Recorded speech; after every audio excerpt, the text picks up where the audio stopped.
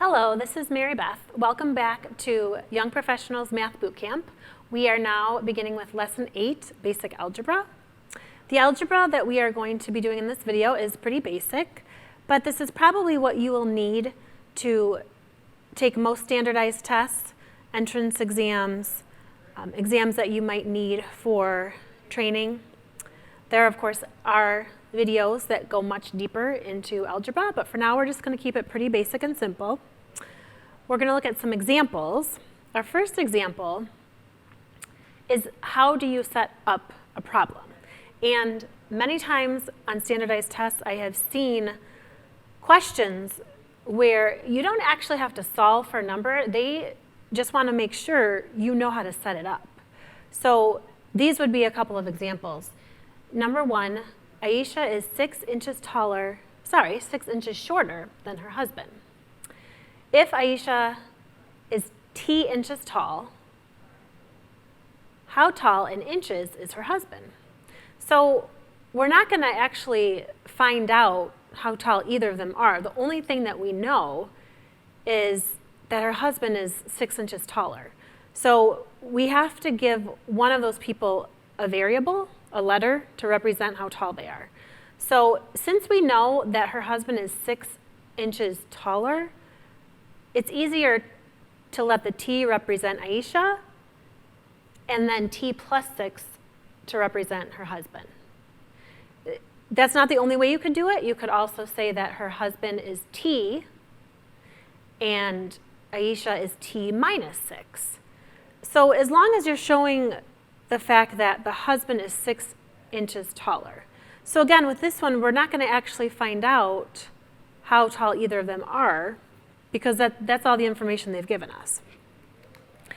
So sometimes you will see questions like that where you're not going to actually be able to solve the number. You're just setting up the problem, part of the problem.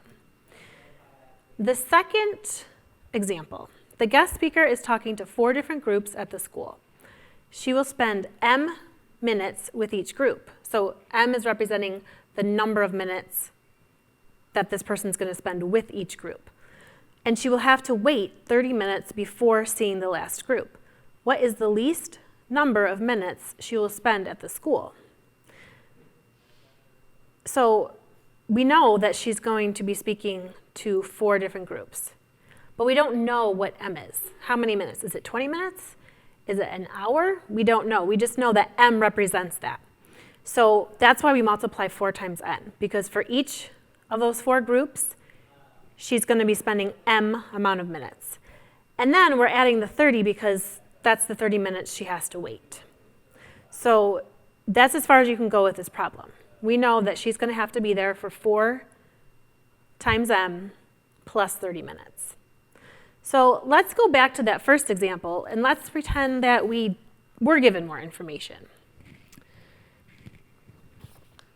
So we have the same information. We know that Aisha is t inches tall, and her husband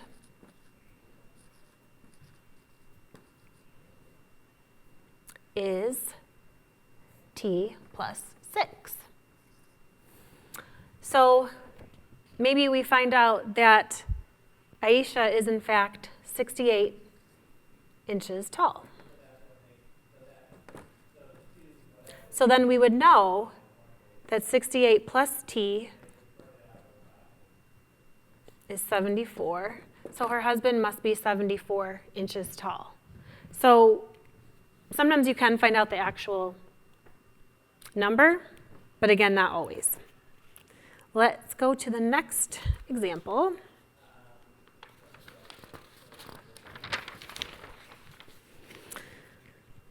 So now we're going to actually solve for the missing number. So Carl rented a boat at the rate of $14 plus $2.75 per hour. He paid $36 total. How many hours did Carl have the boat? So when they say a rate of $14, that just means a flat fee of $14. And then each hour he has it, it's $2.75.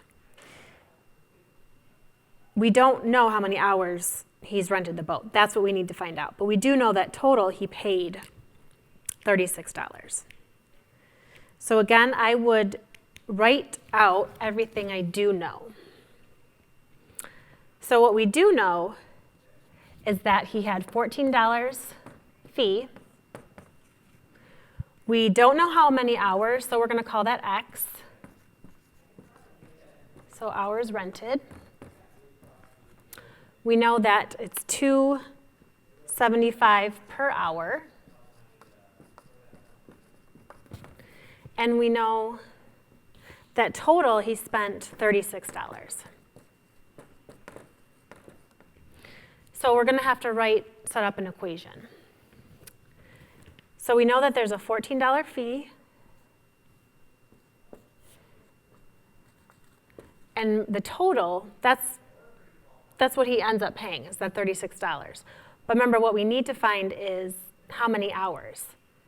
The only other thing we know is that per hour, he has to pay this $2.75.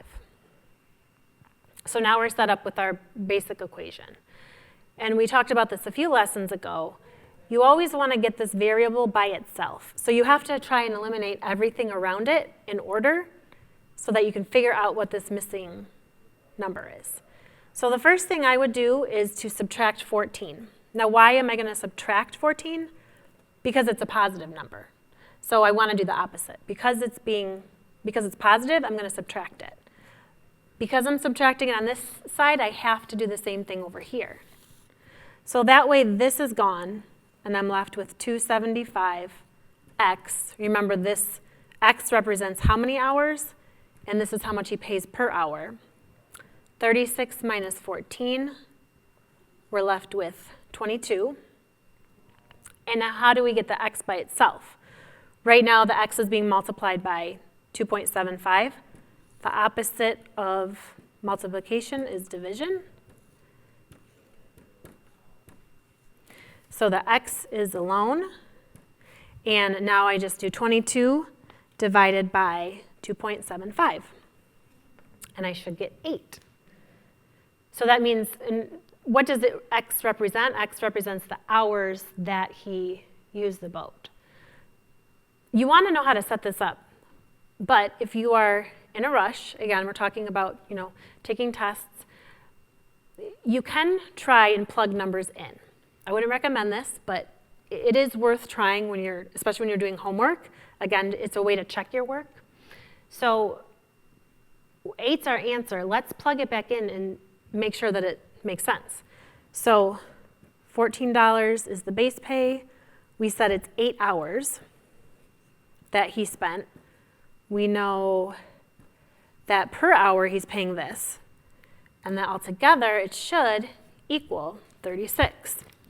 So when you try that, order of operations says you have to multiply first. Between adding and multiplying, you want to multiply first.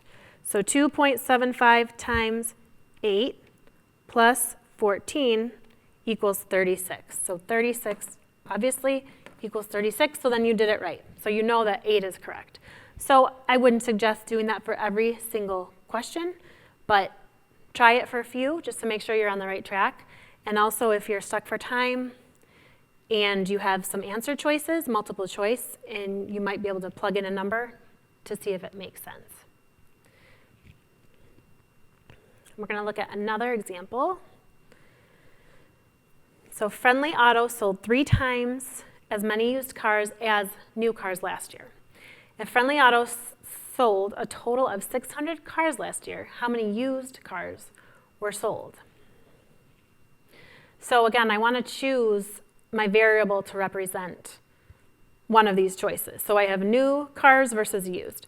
Because I know that the used is 3 times as much, it's easier to put N as the new car, and then 3 times N as the used, because I know that they sold 3 times as many used cars. So we have our new cars, our used, and then altogether, they sold a total of 600.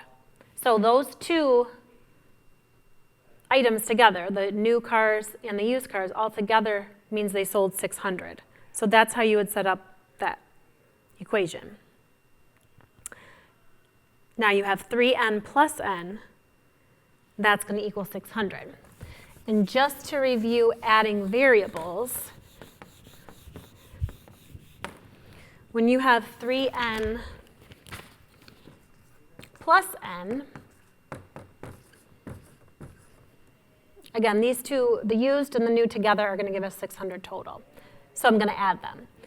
When you have a variable by itself and no number in front of it, just imagine that there's a 1 there, because that's what it represents. You're not going to see a variable with a 1 in front of it, but that's really what it means.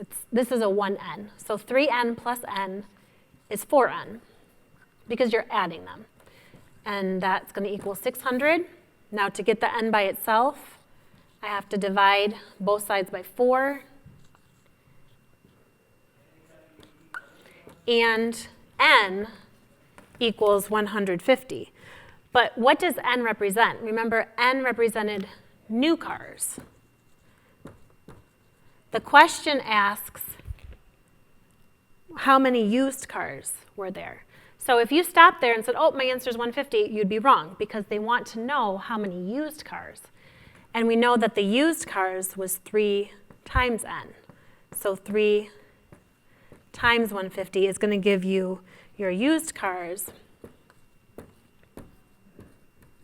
which is 450. So just another example of how important it is to read the question, to go back and reread, because there's a difference between the new and the used.